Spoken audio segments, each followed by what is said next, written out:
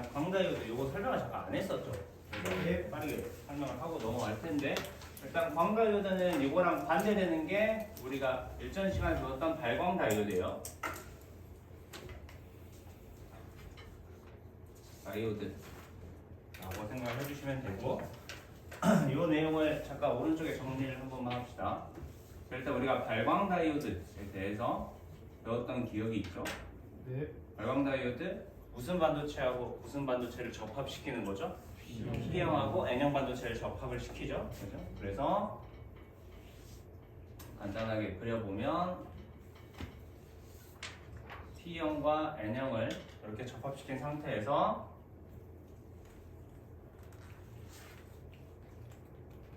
이렇게 전류를 걸어주면 이때 특징 중에 하나가 일단 플러스 극하고 마이너스 극이 있는데 플러스 극은 무슨 반도체에 걸어줘야 순방향 전압이 걸려? P형. 그렇지. P형. 그다음 마이너스는 N형. 이렇게 걸어주고 자 그러면 전류가 이렇게 돌게 되죠. 네. 순방향으로 전류가 흐르게 되는데 이때 밖으로 뭐가 방출이 되죠? 빛 에너지가 방출이 되는 거죠. 빛 에너지. 이 방출이 되는 게 우리 발광다이오드였어.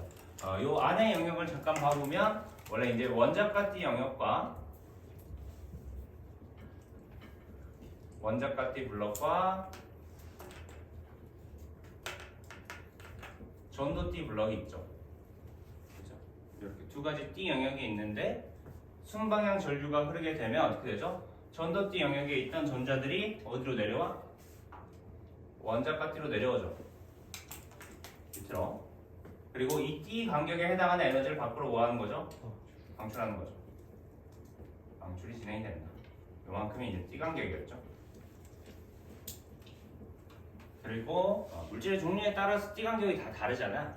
그래서 이제 물질의 종류에 따라서 어떤 애는 뭐 많은 에너지가 나오기도 하고 어떤 애는 작은 빛 에너지가 나오기도 하죠. 그에 따라서 색깔도 달라지죠. 빨간색이 나오는 것도 있고 파란색 나오는 것도 있고 초록색 나오는 것도 있고 이런 게 우리가 발광 다이오드였는데 오늘 배울 거는 이거에 반대되는 내용이다 라고 생각하시면 돼요. 그래서 광다이오드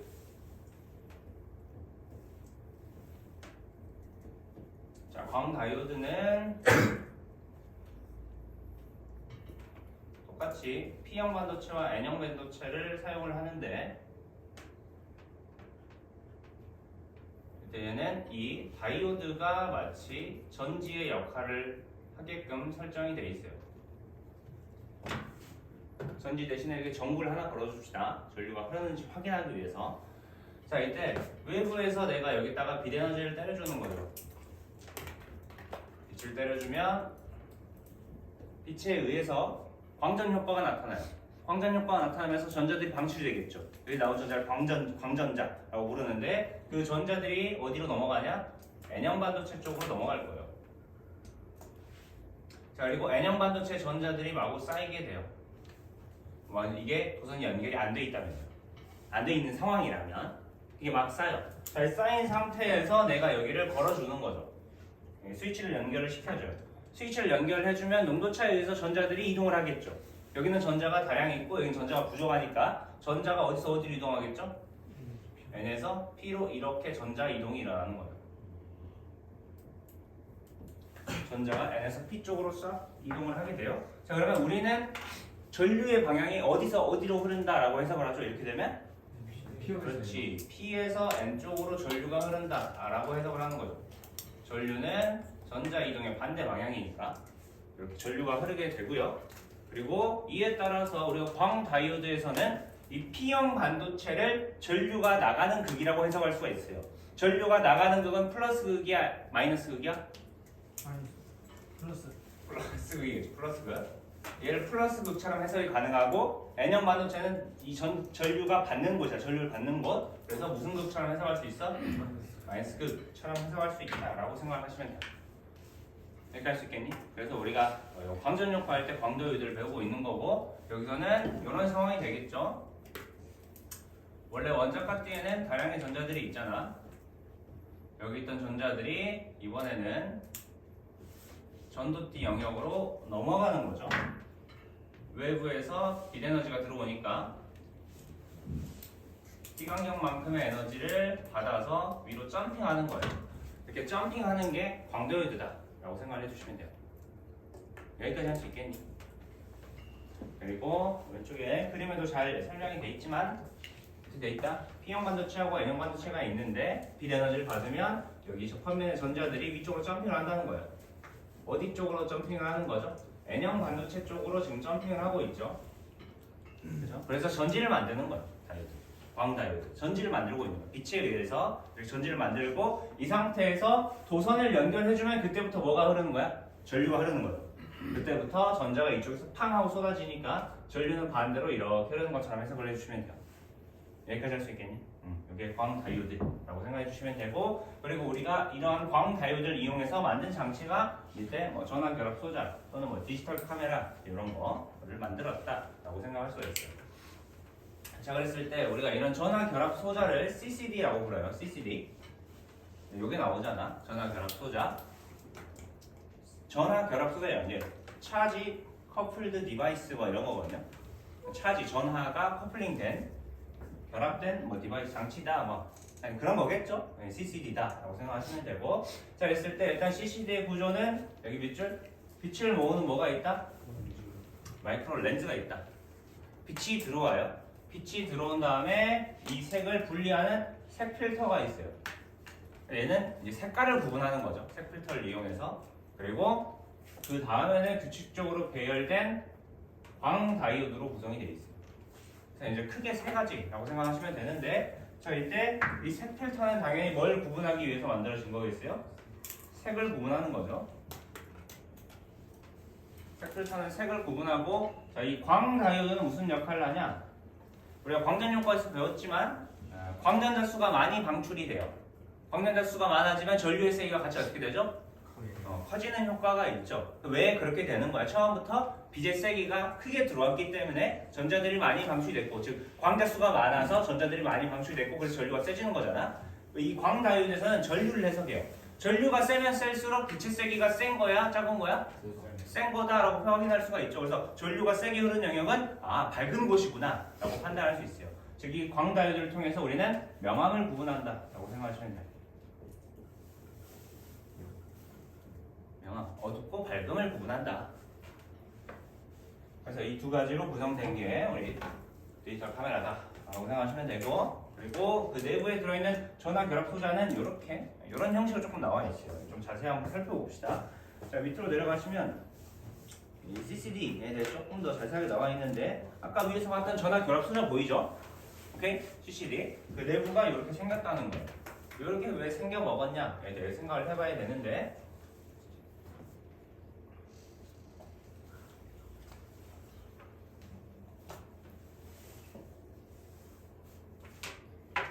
자 일단은 밑에부터 한번 봐볼게요. 밑에 이제 각 필셀마다 전하들이 막 이제 빛들이 들어올 거 아니야? 빛들이 들어오면 광전 효과에 의해서 전자들이 방출이 되고, 이 광전자에 의해서 전류가 흐르게 되겠죠. 근데 이 픽셀은 아주 작기 때문에 전류가 흐른다고 해도 굉장히 약한 전류구나 사실 관측이 잘 되지가 않아요.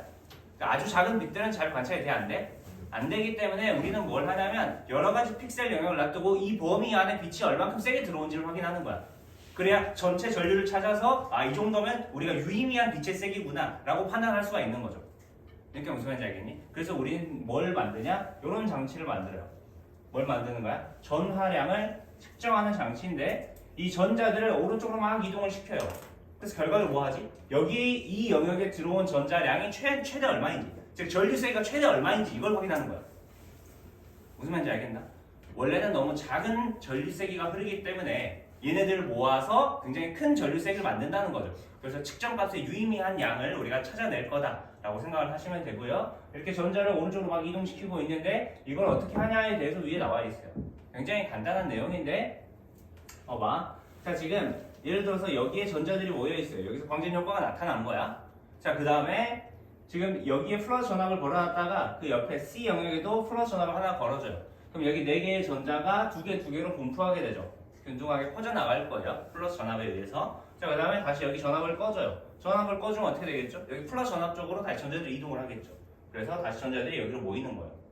여기까지 할 수 있겠네요. 이 작업을 계속 반복해요.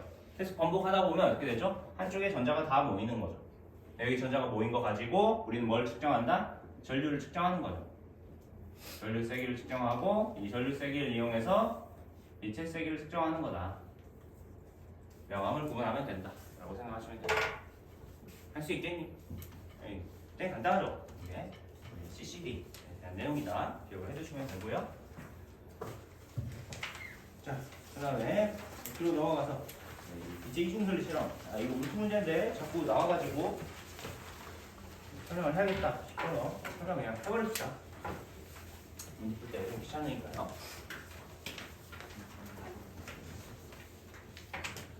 자, 일단은 우리가 이제 빛의 이중슬릿 실험인데 일단 단일 슬릿이 있죠. 단일 슬릿에 여기 빛이 들어와요. 빛이 들어온 다음에 여기로부터 같은 간격 떨어진 이중 슬릿을 하나 뚫어 넣죠. 이렇게 만드는 이유는 이 단일 슬릿을 이용해서 이중 슬릿에서 방출되는 이 두 빛의 위상을 동일하게 맞추기 위함이에요. 오케이? 얘는 이중 슬릿에 진행하는 두 빛의 위상을 동일하게 조정하는 거예요. 조정하는 역할을 하고 있다. 간단하게 하면 그냥 동일 위상으로 맞춘다 이 말이에요. 뭔 말인지 알겠죠?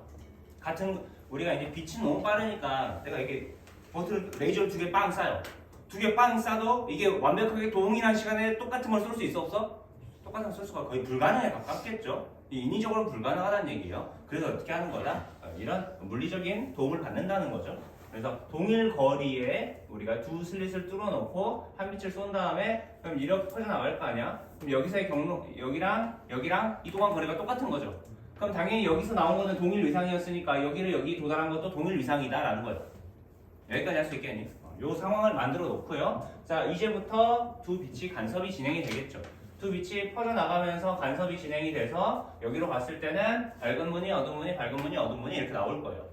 여기까지 할 수 있겠니? 자, 그리고 여기 보면 첫 번째 밝은 무늬, 두 번째 밝은 무늬 사이의 거리를 뭘로 얘기를 하고 있죠? 델타 X로 정의를 해놓은 상황이에요. 이렇게 할 수 있겠지? 자, 여기에 왔을 때 경로차는 얼마 나오겠지? 람다가 나온 영역이겠죠? 여기에 경로차는 얼마야? 제로인 상황이니까요. 여기까지 할 수 있겠니? 자, 그랬을 때 지금부터 우리가 해보고 싶은 건 이 델타 X 있잖아. 이 델타 X의 크기가 L, 그 다음에 요 D에 대해서 뭐가 바뀌는지 확인을 해보고 싶어요. 오케이? L과 D, 그 다음에 요 람다, 요 세 가지 물리량에 의해서 델타 X는 어떻게 변하는지를 확인을 해볼 텐데, 자, 일단 우리가 가장 기본적으로 접근해 볼게 람다에 대해서 정의를 한번 해봅시다. 자, 파장이 길어지면 파동성이 증가하죠. 그죠? 파동성이 증가를 하니까 얘네 간섭 무늬가 더 잘 나타날 거 아니야? 간섭 무늬가 더 잘 나타난다는 건 얘들의 간격이 커지는 거야, 작아지는 거야? 더 커지는 거겠죠. 그래서 파장이 길어지면 길어질수록 델타 X도 어떻게 되는 관계가 있죠? 커지는 관계가 있어요. 이거 써놔. 우리가 정성적으로 일단은 정리를 해보겠다는 얘기야. 오케이? 정량적으로는 이따가 다시 수축 관계를 만들 거예요.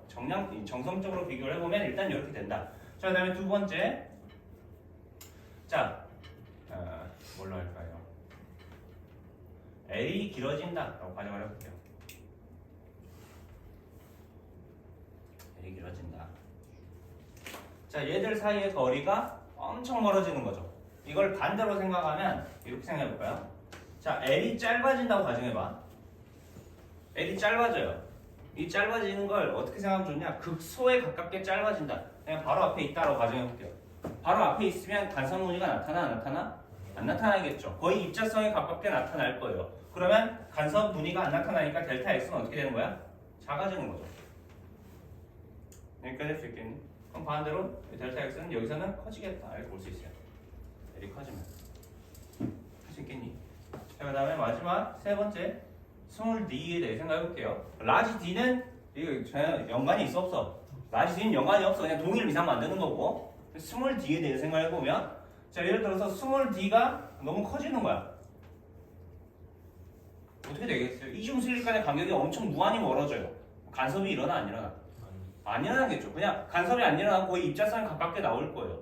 무슨 말인지 알겠니? 그럼 델타 X는 어떻게 되겠지? 작아질 거예요. 그냥 다른 빛이잖아. 저 멀리 있는 빛이. 오케이? 그래서 정성적인 관계는 일단 이렇게 나타난다.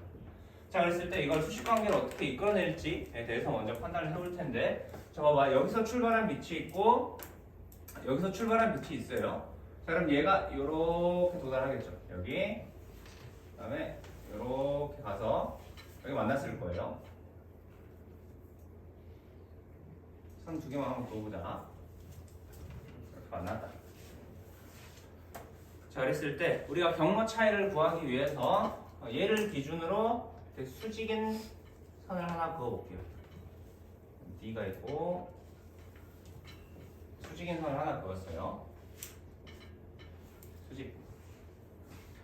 자, 그랬을 때 원래는 이제 여기 이 길이를 기준으로 콤파스로 이 원형을 이렇게 쭉 그려야 되죠. 그래서 경로 차이를 계산해야 되는데 지금은 그냥 수선의 발을 내려서 요만큼의 길이를 경로차로 근사할 거예요. 너무 복잡하니까요. 무슨 말인지 알겠니? 즉 지금 이 길이랑 이 길이랑 그냥 같다고 보고 요만큼이 경로차야 라고 계산할 거라는 거예요. 이렇게 할 수 있겠죠? 자, 그 다음에 쌤이 여기 각도를 세타, 여기 각도는 파이 잡아봅시다. 여기 각도는 파이. 자, 이렇게 되면 일단 첫 번째로 우리가 계산할 수 있는 게 경로차 델타에 대해서 뭔가 써내려 볼 수가 있는데, 이 델타는 D와 사인에 의거해서 정리를 해주면 D 사인 세타로 정의를 할 수가 있겠죠. 왜 사인 세타는 D분의 델타 이렇게 나올 거 아니야? 사인 세타가 D분의 델타니까 이제 델타는 D 사인 세타 이렇게 정의할 수 있을 거예요. 이렇게 할 수 있겠지? 오케이. 자, 그 다음에 여기서 근사를 하나 더 해줘야 되는데, 자, 지금 이 각도가 파이라 그랬죠? 그러면 요렇게가 억각이잖아. 그럼 여기도 뭐가 나와야 돼? 파이가 나와야 되죠. 파이가 나와야 되는 상황이다. 할 수 있겠니? 서로 평행한 상황이니까 저기도 파이가 나올 거고. 자, 그리고 여기서 근사가 뭐가 들어가냐? 자, 여기 중심으로부터 이렇게 선을 하나 그으세요. 이 선을 이렇게 그으면 우리가 이 각도를 파이라고 했는데 이젠 뭘 또 할 수 있냐? 이 각도, 이 중심선까지의 각도도 파이로 근사를 할 거예요. 거의 비슷하다는 거죠, 얘가. 왜냐면 D에 비해서 L의 거리가 거의 무한히 멀어요, 사실. 이 이중수의 간격은 굉장히 짧고 L의 거리는 굉장히 멀단 말이에요. 그래서 이 각도나 거의 똑같다라고 볼 수 있어요. 이렇게 할 수 있겠니? 이렇게 근사를 하고 나면 우리는 세타를 하나 더 정의할 수 있는데, 자, 요렇게 직각인 직각삼각형이 있잖아. 이 동현아, 이 직각삼각형에 여기가 파이라고 하면 이 각도가 뭐가 되겠어, 동현아? 세타가 되겠죠. 여기까지 할 수 있겠니? 자, 그리고 미안하지만 근사가 하나 더 있다. 자, 여기서부터 여기까지 거리를 얼마로 뒀죠? L로 뒀어요. L로 뒀는데 여기서부터 여기까지 거리나 사실 이 대각선 길이나 굉장히 무한히 멀기 때문에 똑같다고 근사할 수 있어요. 그럼 여기를 L이라고 치면 여기도 L이라고 근사가 가능한 거죠. 자, 이 근사를 굉장히 여러 번 해요, 여기서는. 자, 이 상황에서 우리는 이 사인 세타를 L과 델타 X에 대해서 표현을 할 수가 있겠죠. 이렇게 할 수 있겠니?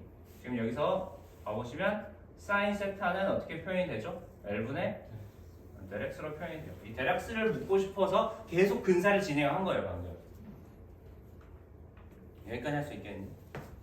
자, 그렇게 되면 이 사인 세타 대신에 여기 있는 사인 세타를 집어넣을 수가 있겠죠.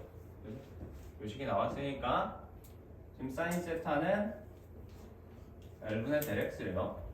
그렇다면 이 두 식을 엮어주면 델타는 D L분의 델X 이렇게 나올 수 있을 거고요. 자, 그리고 지금 여기가 경로차가 얼마인 구역이었죠? 이 구역이 람다인 구역이었잖아요. 그죠? 그래서 얘는 람다는 D L분의 델X 표현이 가능해져요. 여기까지 할 수 있겠니? 자, 그렇게 된다면 따라서 이 델타 X에 대해서 이들을 표현을 해보면 어떻게 정의가 된다? D분의 람다 이렇게 정의가 되죠. 결과적으로 우리가 유도하고 싶었던 하나의 식이에요. 델타 X가 어떻게 변할지를 계속 따져보는 거죠. 그럼 우리가 정성적으로 비교했던 이 내용이 있죠. 이 내용을 다시 정량적으로 비교를 해보면 생각을 해봐. 이 델타 x는 언제 커지는 거죠? L이 커질 때, 람다가 커질 때, 또는 D가 작아질 때 얘네가 멀어진다 라고 확인할 수가 있어. 여기까지 할 수 있겠니? 그래서 우리가 정성적으로 비교했던 내용과 실제로 정량적으로 계산한 값도 거의 근사하는구나 라고 확인할 수가 있네요. 할 수 있겠니? 이 내용이 지금 그 밑에 1, 2, 3, 4번이 있죠. 그래서 지금 문제 한번 바로 풀어봅시다.